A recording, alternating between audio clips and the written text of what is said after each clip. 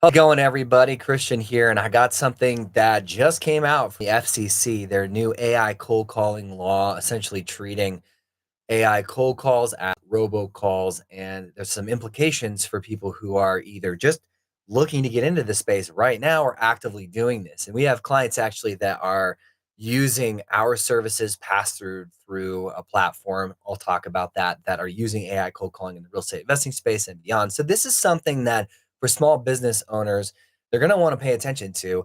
And I wanted to just live give this quick kind of overview of the article that came out by Air.ai. And it begs the question as far as the title of this video, is Air.ai breaking the law? And it's about the FCC outlawing essentially AI robocalls. So I'm going to actually go through it. And hi, Jonathan, welcome. He said, what about the CEO? Yeah, good question. And develop it a little bit more. I'll address that too. And when we talk about this article that came out, I'll share it with you on the screen here. I'll link it in the description below so that you can check it out as well. I'll just pop over here. So as I look at this article, I'll also link down in the description the actual legislation. So this is the Federal Communications Commission. This is everything that the article I'm going to go through talks about, so you can read it for yourself and understand the implication. I'm not going to bore the crap out of anybody here to going through that whole thing. So what I'll do is I will give you an overview of this law in and of itself. I'll talk about the implications. I'll also share Air.ai's perspective. And the reason why I talk about Air.ai is not just because I've used it and I use it. There's another competitor that I'm looking into as well. Because objectively speaking, I just want what the best platform is to use. That's it. Just whatever is going to get me results. Because as I've shared in other videos that you can find on our channel, it's about the result, as in I'm using this to generate leads for my business and you would be too, right? So customer service is another side of this, which is great to utilize AI. And just to say that we're already using it, right? I called my bank yesterday and I had this robot voice tell me, press one if you're looking for blankety blank. So I did, right? So we're not that unfamiliar with this territory, but how it's used is important. So I'll share that, my personal perspective, and how it affects you, whether or not you're using AI as a platform. These are just my thoughts and opinions, guys. I want to hear yours too. So make sure you comment below and check out the articles for yourself so that you can just give your opinion and have an educated perspective from this, which is the whole reason why I'm going live. So as we see this in front of my screen, FCC's new AI cold calling law, are AI phone calls now illegal? Is this regulation the end of the conversational voice AI industry? So this just came out yesterday, February 8th. Today, the FCC officially announced that it's passing the law, which of course, if you click on that, you'll get to that AI calls are now considered robocalls. I don't know if you know your history about this, but we can get into that. And therefore, they need to abide by the robocall regulations. What does this mean for you and your business? AI talks about that the conversational voice industry in total, the implications they say are twofold, right? That one, you cannot call leads that haven't given you consent to call them with AI. That's kind of what we've discovered with cold calling anyway, and with SMS marketing. Don't let me get into SMS text message marketing with TCPA regulations. We've talked about that before. And that is to say that, is it still happening? Really a question that we need to posit. Is it? Yes, it is, isn't it? So what you can imply by that statement is that there's going to be some sort of workaround. And I guess the question on people's minds who are business owners is, what is that workaround? They have a suggestion, and I'll get to that too in a little bit after I read this article. It kind of made sense because it's similar to what we're doing in the SMS marketing space. You'll know Smarter Contact has made that adjustment if you've heard of them or looked into them. And that also Launch Control for SMS has made that adjustment and continues to, as we as business owners navigate the laws, because we want to stay within integrity and within the bounds of the laws. And it's up to you how far you want to push that envelope to get into the gray. Implication two, you cannot voice clone someone without their permission, which I don't know about you, but I'm not really a fan of the idea to clone my own voice and shoot it out there, whether it's in a robocall or otherwise. I know people have their personal opinions about that. Mine is I don't really want that for me. If somebody on my team is like, clone my voice and then have me make these cold calls, fine. You know what? You want to do that? Do it. But I don't really want to do that anyway. So that really doesn't affect me at all because I wouldn't be giving my permission anyway. So the changes resulted in many headlines you probably have heard and seen about that it's illegal.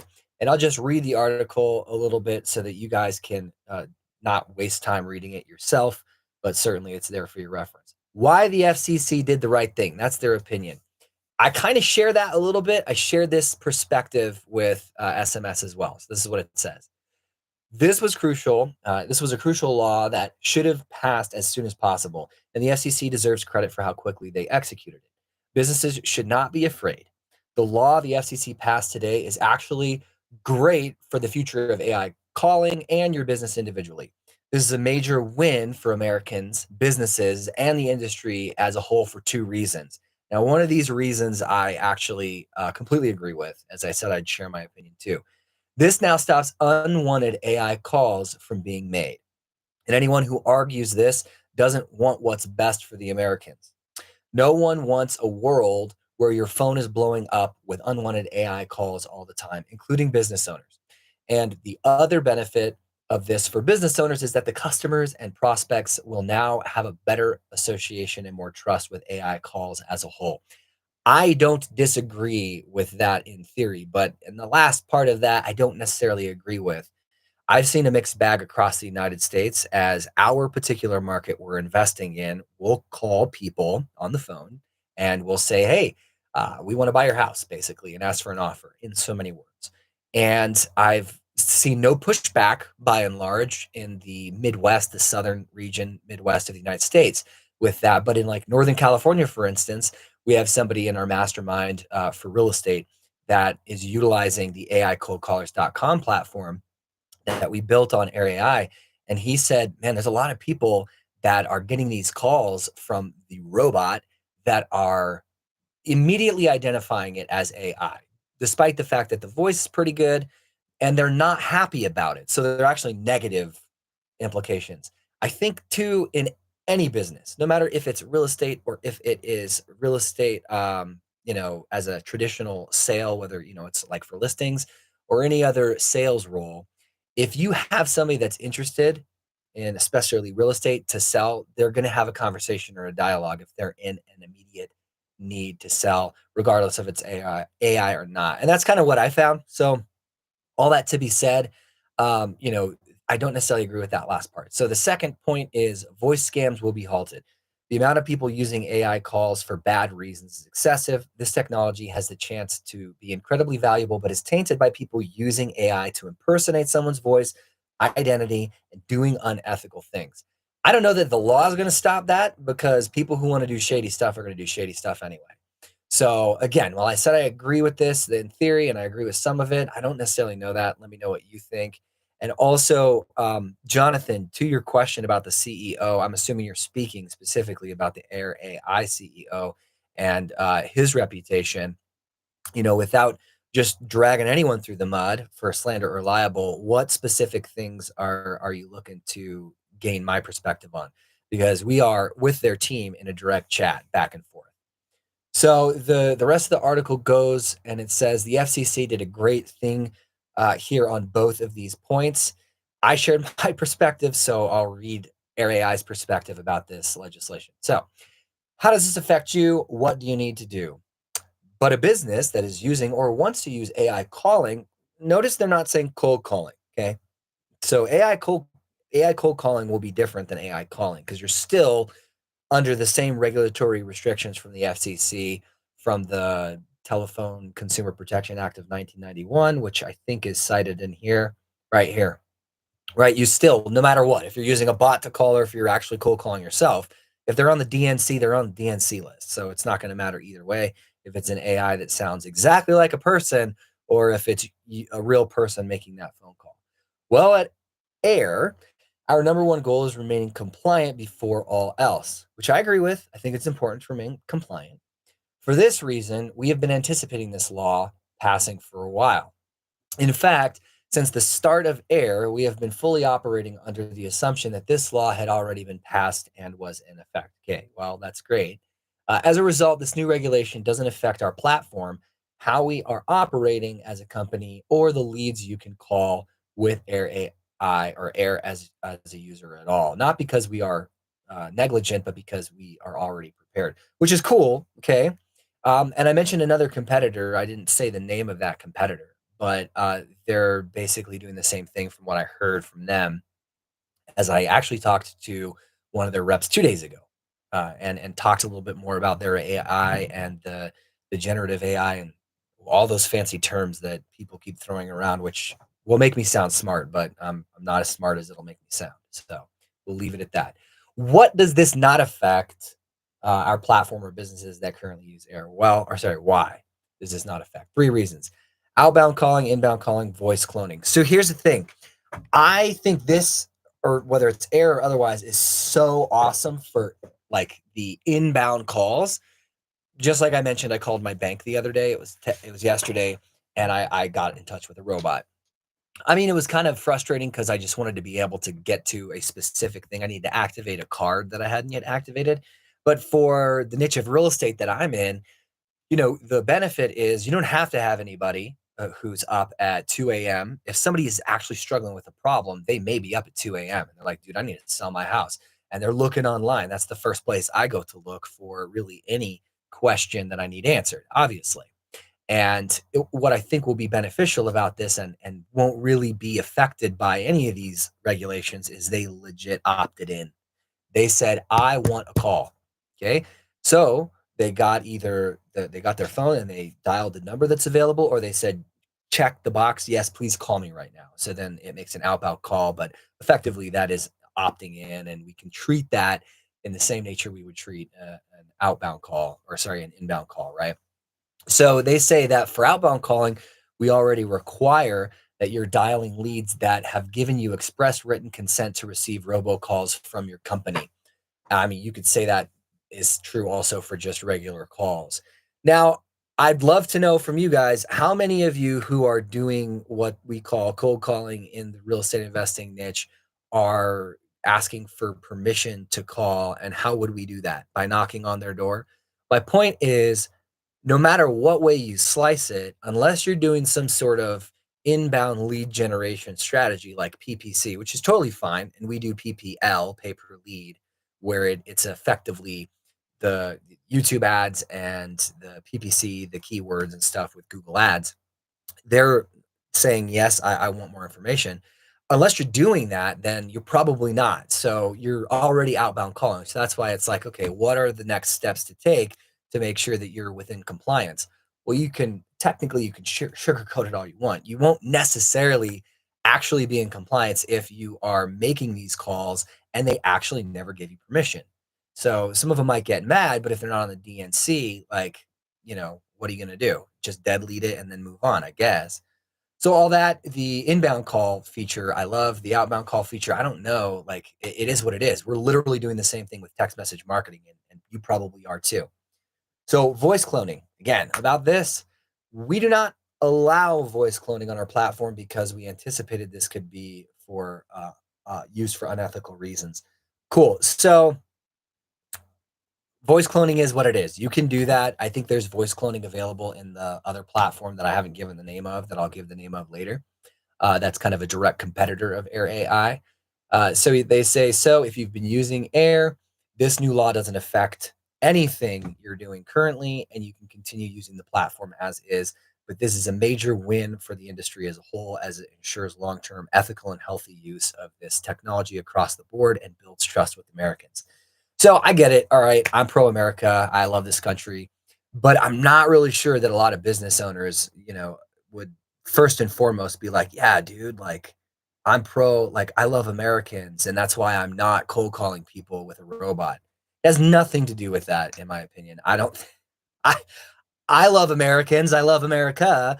But when I'm initiating a campaign, whether it's SMS or whether it's voice, where we're calling people, whether it's AI or not, I'm not thinking about like the benefit necessarily to America or the lack thereof. I'm thinking about, I'm building a business and I'm providing jobs for people who are working within my business, and I'm providing for my family, putting food on the table and a roof over our heads. So I mean, cool.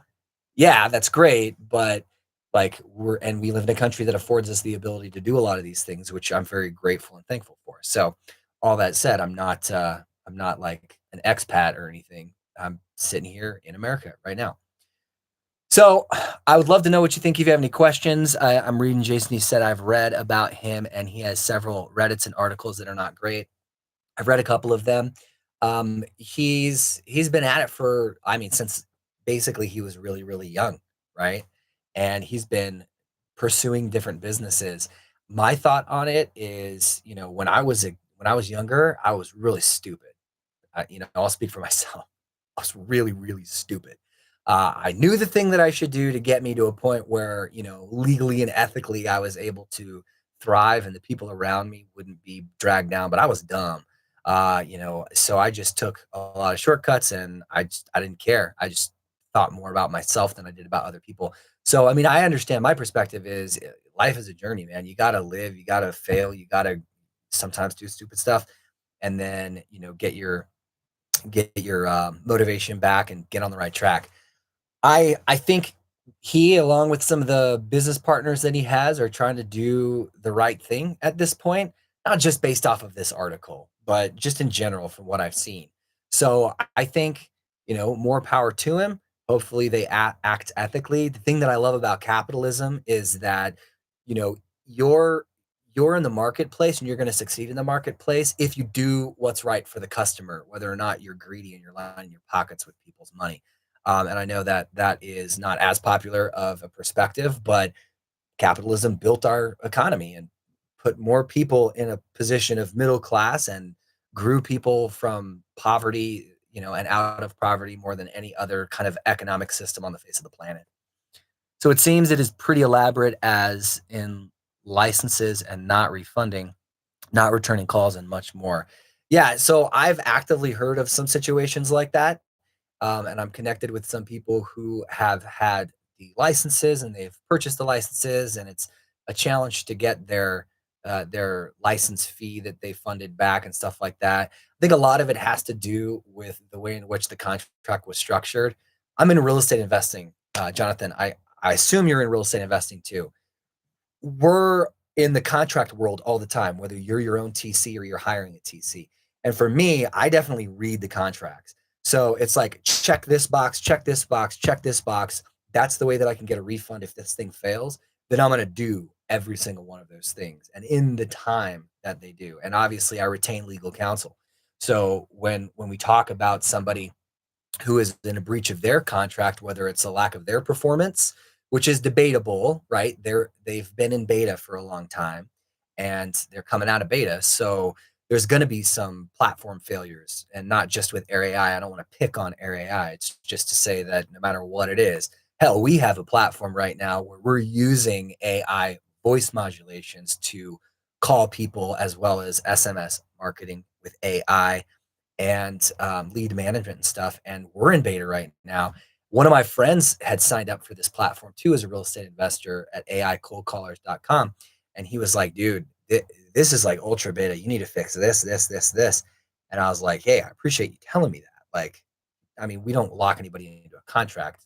That being said, but I get the challenges that come with that. So about those people that one in particular that I know who I will not name, that is struggling to get their money back from investing in the company. He's actually been a client of mine. So he was in our done for you marketing services that we used to provide, which we no longer do. And he had, become a friend of mine over the past couple of years. And he mentioned the other day, actually probably about a week ago, that he was still struggling to get that back. So I get that that happens, and I asked him, "What have you done? Have you done the things in the contract?" And I brought it up to him. I said, this, and this. And he's like, "Nah, dude, I didn't do that one thing in the curriculum that they said I had to do and complete." And I was like, "Well, I mean, good luck. You can retain my legal counsel if you want, right? For $500 an hour, and hope to get to that point." But I know that their buy-in was like $100,000.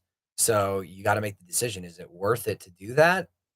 I think for most of us, and this is speaking to somebody who looks at $100,000 and says, "Oh my God, that is the biggest amount of money I've ever seen on the face of the planet," which can be if you're a solopreneur and you're pocketing those. But if you have a team like we do, I mean, physical office, a bunch of team, it's like, okay, 100K is like our bare minimum threshold. Like if we don't hit 100K this month, like, dude, the alarms are going off and we're doing something wrong. Um, but I can see for people who look at that and like, dude, I saved my pennies and like I put that money out there. They need to get it back, dude. Hire yourself a lawyer, like make it happen. The company Air.ai isn't going to go out of business if you get one of those. Like if you feel like you need to, then do it. You know, that's not legal advice, by the way. Disclaimer, not an attorney. Just saying, like, I have heard of that, Jonathan. So you're right. You said lots of people seem to have good success with the platform, and I'm glad you mentioned that because that is also true. And I think with anything, it's a lot about how you make it. Like I remember, I think it was some old movie with Adam Sandler. It was this guy who, oh, it was Joe Dirt. He was like, "Who are you, Merker?" And he's like, "What?" And he's like, "Life is what you make it." Okay, so eventually that came out that he said, "Life is what you make it." I think a platform like this is what you make it as well. Because, I did a review recently of Air AI as a platform, and, I won't rehash that, but it's like one of the most recent videos that I did. And it said, the thumbnail says, "Yes, it works, however." And I went into depth about what I like and what I don't like about the platform. And I'll do a review on the other platform that I'm going to bring up here and tell you at the end. I've made reference to it. But I don't have all my ducks in a row on that platform. My goal is this, just to be able to market and make it easy. I mean, no, absolutely pun intended, real estate investing made easy. I just want to make it easy because I've been doing this since 2009 and I've bought the train. The best salespeople are sold more easily. I was selling every time like something comes out, ooh, shiny object syndrome. Like, let me sign up with this. Let me buy into that piece. Let me buy into that platform. Let me buy this education platform or whatever. Even as a coach, really, so I could benefit the students that I was teaching and coaching in the job that I had with an education company. And now that I have my own education company, actually, I want to do the same thing. I want to be able to say, dude, if you mention it, I've already heard about it. I've already looked into it. I've already tested. I've already tried it. So that's just coming from my desire. So I definitely got on the bandwagon of Air AI in the beginning. But I could straddle two bandwagons. I got two legs. Okay. Especially if they're concurrently running side by side. So, Jonathan, you say, very excited. Yep, hard not to get into the shiny object syndrome. I have had to reel that in because my business partner, Chris, who I love, okay, and he probably won't watch this because he's busy crushing it in the real estate investing space, managing our teams, but he's got ooh shiny object syndrome like crazy. So he and I, in the most brotherly, loving way, have had back and forths about, no, we can't do this or we can't do that because that is a shiny object. And he's like, no, man, we got to do this and I've been wrong before, trying to reel in my own shiny object syndrome. So I appreciate the interactions. If you want any more questions answered, you want to dialogue about something, let me know. I do want to just kind of finish this article a little bit and then share, a little bit more of my perspective and then how it's going to affect you, whether or not you're using AI or whether you're using another platform, and then get into that other platform I talked about mentioning. So, how does this affect you? New to AI calling, for those of you that are new or have been using another platform that has not been operating as if this law was already passed and you now need to pivot. How are you doing things based on this new law? I'm going to tell you this is analogous with something that just happened at the midpoint of last year, possibly in May. We even did a live about it and they went out of business. They were an SMS marketing platform and they did what we call bulk SMS messaging, right? In mass. So you could click one button and send 1,000 text messages.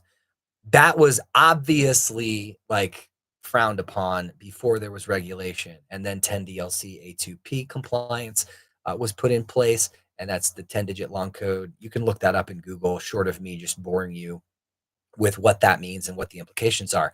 They didn't pivot. They didn't shift, this company that went out of business. But Launch Control did, Smarter Contact did, and a couple others that I won't name. but those are two that I've used, and I continue to use Smarter Contact for SMS marketing and also the platform that we have, right? So all that said, this is the same situation. I think they're addressing those people who are using another platform who hasn't been operating within the bounds of the new laws that continue to come out, which on one side makes it harder for us as business owners, and on the other side makes it easier for us on the business owners, which leads into my perspective before I actually talk about the intro and stuff like that, which they are recommending here. Program your AI bot to say this instead of that. And that's this. My take on the whole thing is when everybody is running for the hills, go to the valley.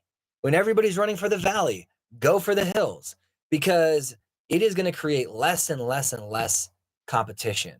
I've said the same thing about SMS marketing that the more they regulate it and then we fit ourselves into navigating within the legal bounds of those laws to market for prospects, and in our case, of course, it's real estate, people who want to sell their house, or we're looking for buyers, either way, then everybody else is going to fall and our competition is going to be eliminated.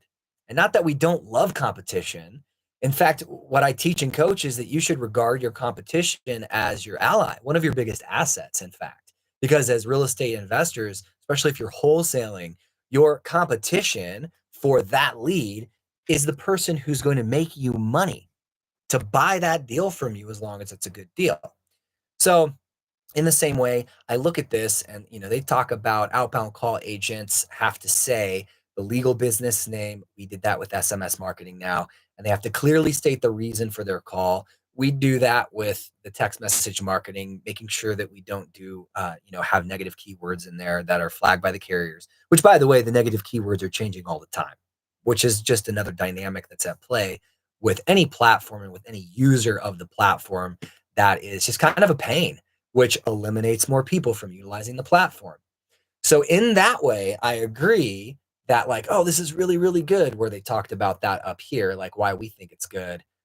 Short of the whole like, do what's best for, keeping with your marketing platform, like Americans in mind. I'm thinking about my family are Americans. So yeah, I'm benefiting Americans. But hey, this is just their perspective, which is fine. This is the intro that they're recommending now. It's Jack with Sunshine Realty, and I was calling about your request for more information on selling your house. How did you want to sell it? Or when did you want to sell it by? So that is assuming that it was an inbound lead. But I'm pretty sure that most people are going to be talking about outbound calls. So he said, again, this applies to outbound calls, not inbound, right? Uh, which how do you navigate that? I don't know. They never opted in, so you're assuming that they opted in, and I guess that keeps you within the legal bounds of what this FCC 24-17A1 is stipulating. So that would kind of be what I would guess about that. Two, your agent must be able to provide your legal business address, legal business name, and callback number where someone can reach a live human. So we were actually doing this already. We were doing that because we were serious about buying somebody's house or making an offer and coming to an arrangement, whether it's creative or otherwise. And they go on to say if a prospect asks the AI agent what your legal business name, address, or callback number is, the agent must be able to provide it accurately. It's totally fine. If you're running outbound campaigns, you must have the consent of the leads you're calling. See, and that's where this is going to become a huge challenge.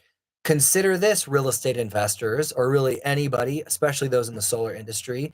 When you're reaching out, solar industry example here, talking about net metering, yeah, and that you're going around to different neighborhoods and the government plant, like did they really do that? Did they opt in? No, they didn't. It's a straight up cold call. They never consented to be called. Let's just face it. Jonathan said, I only use paid ads myself, SMS, cold call, and all methods work. I just prefer sellers reaching me versus me spraying and praying. Totally get that. Yeah. Spraying and praying, the only thing that I'd say about that is that depends on the list type, right? Spraying and praying, if you know that they have motivation, you're not doing that if you're masterminding lists. I actually have a video that I put out about like how really to mastermind lists and data kind of been the data nerd on the team for a really long time. So if you do create a really solid list and stack multiple levels of motivation, it's less spray and pray, it's more market and wait. And then, of course, the leads will start to come. And you can target somebody who, based off the data, is likely someone who's looking to sell their property. But I definitely agree with you in terms of what I imagine is the spirit of your comment. I prefer inbound leads. Inbound leads from my marketing, they're easier to talk to, easier to close, easier to negotiate with. They reached out to you. They saw that you had a service that they needed. So it definitely makes it a lot more easy, I guess, what I would say. So I definitely agree with that. We do both. We do both inbound, as I mentioned before. So as far as where do you go from here? Well, they say you can reach out to Air.ai, and if you have any questions, we can do that. What I'll say is I'll give my feedback about this and what my team has said. So I'm just going to basically read what they had said. So one of my team said, yeah, I definitely agree that the AI cold calling isn't exactly what the FCC would like to hear. So, right, AIcoldcallers.com is our website to which we use this technology with. And that's not to promote it. That's just to say we literally put it in the name. So the FCC regulations is like, let's check out this site. But all that said, what he continues to say is legally, I don't think we have a use case here for cold outreach. Now, and that remains to be seen, right? We just need to continue to watch and regulate, and like I said, go for the valley when people go for the hills, and that's what we're going to be doing. So another one of my partners in this venture said, "Yeah, I saw this article last night, and I was going to ask you guys what you thought about it. I didn't realize that Air.ai had already responded, which, by the way, good for them. Seriously, good for them for actually being really quick on it, because I knew that this was super important, which is why I'm sharing this with you guys who are especially subscribed to my channel because you've been following the Air.ai and the conversational AI related content. So he asked, what do we think? It seems like our number one use case currently is the number one thing that they don't want us using under the law. And I think the answer to that question, which I will share with them but haven't yet, is that when we do the things that in that article we just read, like, hey, we're reaching out about your inquiry and this and that, then it simply doesn't fall under the jurisdiction to be regulated by the FCC in that capacity. Um, Regardless of whether or not we might think, oh yeah, well, it certainly would because it's called a cold call.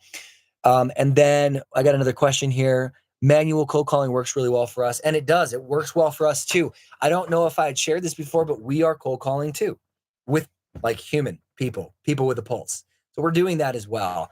And I'm seeing the metrics come in actually, which is here's the reason why we're continuing to do the AI cold calling and we continue to try and refine it and why, we're going to try and create a case where it's indefensible for this use case because it works.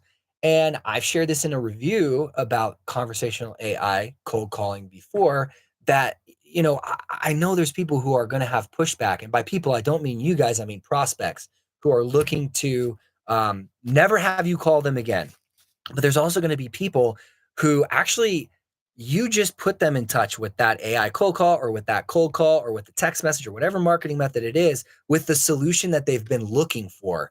Because if you're in the world of real estate investing, I mean, my family's been before, like my parents faced with foreclosure, 2008, stuff like that, and looking to whether or not they should do a short sale, but they didn't. They got through it, but it got me thinking back in 2008 when I got into shortly thereafter the real estate industry, 2009.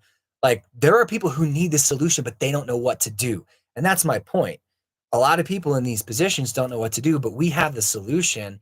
And part of it, the other side of the coin is you're going to do them a great disservice if you don't reach out. Because do you want the banks to win? I mean, really? You be the bank, you private money lend, you invest in real estate, you help those other people out and create win-win-wins for everybody involved in the transaction. So, Jonathan, a couple final remarks, guys. I'm just going to look at the questions that are coming in. If any of you have any questions, please let me know, and I'll answer them right before we end this live. I just need the right list and callers on top of AI. Well, mostly utilizing AI, really good stuff. Well, I appreciate that. And yes, you're right. What I'll do is I'll link in the description later some of those data videos that I put together talking about how I manage data and everything else. I'll read the comments and make sure that I can put those resources in the description below. Thanks everybody so much for your time. Again, check out the article. It's linked in the description below. You can actually see what is from the FCC, a PDF copy of that. And if you're like, what the heck is AIcoldcallers.com? I left a link in the description to that as well, so you guys can check it out and get on the wait list. Take care, everybody. Let's work together to make real estate investing easy. See ya.